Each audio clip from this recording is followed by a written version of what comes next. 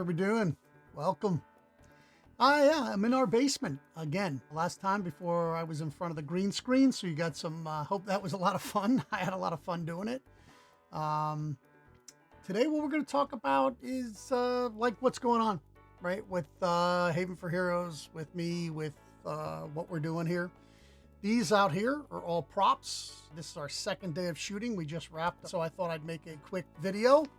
Here's the script. Like I said, these are just some props. We're hoping to finish the movie, wrap it sometime at the end of this year, get it edited, production done, all the post-production done by Halloween of next year. It's a horror film, so that'd be a perfect time to come out. We will be kickstarting it, so stay tuned for that. We pretty much are going to look to film a good portion of it, if not the whole thing, before we need any money. Once we quick kickstart it, we can get everything to the people as fast as possible. I hope, you all can come out and check that out, and hopefully we can get it into theaters. And if not, you can watch it through buying it on Kickstarter. It will be very inexpensive. It's just a passion project that I've been thinking of since I was a kid. And, I'm a guy that says dreams never die. They just wait for you to have time. Now that I'm retired, I have a little extra time, so I filled it. So I'm not only filling it with this movie, time for the business, I've opened a second business. So I will be cutting some of my time at the comic shop to foster this new business. I had an opportunity with someone who has a different type of business to help him in creating a business that sells the items he gets. It might sound a little cryptic, but I don't want to say too much more until it actually gets off the ground and starts running, because it could be just a total failure. But there are big plans for it, and I'll go through that, and I'll go through the whole process of how I set that business up. Because part of this channel has become not only opening your comic shop, maybe a collectible shop, but truly it's a business channel, right? I mean, my passion for comics is what brought me to this, trying to teach people to open comic shops, because I think it's very good for my business for there to be tens of thousands of comic shops across the country, rather than the 1,200 or 1,800 comic shops we have. Most people say I'm missing out, that I haven't moved more online. 100% agree. Forget 100%, 1,000% agree. And I'm going to get there. And people are like, well, you're making a movie now, and you're starting a second. When are you going to get online and sell some of these books you have? There's books, there's stuff everywhere. Why don't you sell some of it? Believe it or not, we're selling a lot of them. Business is really good, especially here locally at the shop. And I love that personal communication, face-to-face. It's what I love about retail and what I love about this type of stuff I sell, right? I love it.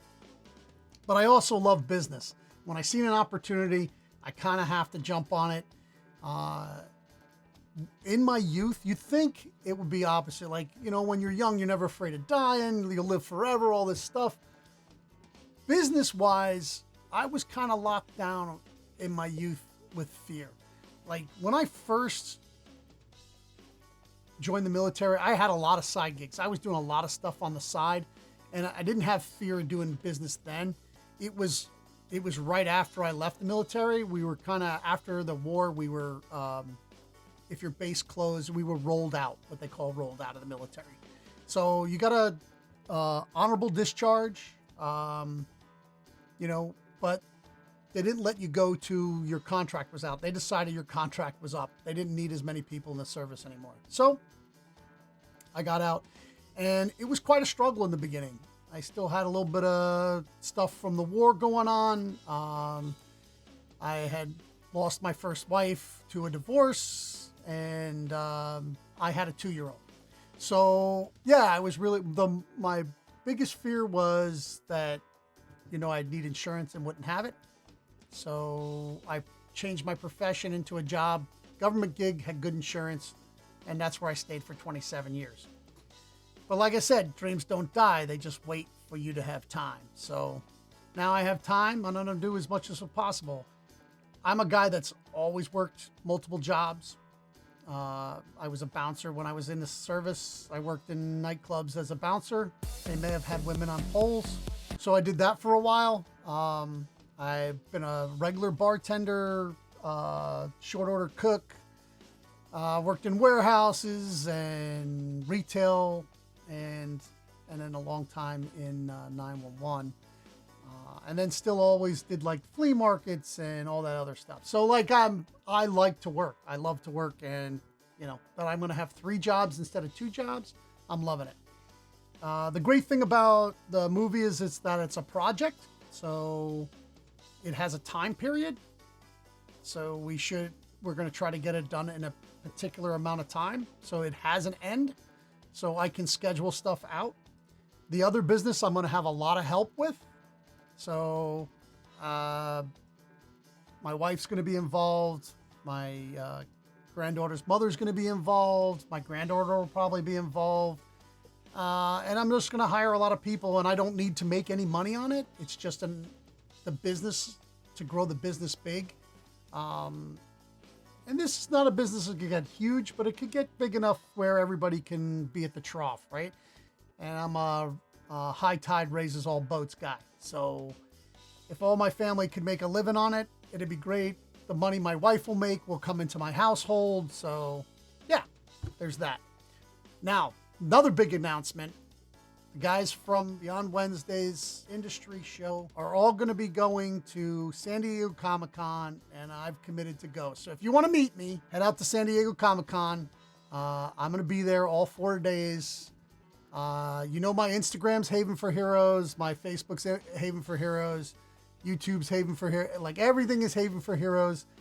If you're at the con, text me. If I've got a signal and I get it, just tell me what booth you're at, and I'll meet you there. We'll hang out and chew the cud, as some people say, and we'll have a nice conversation.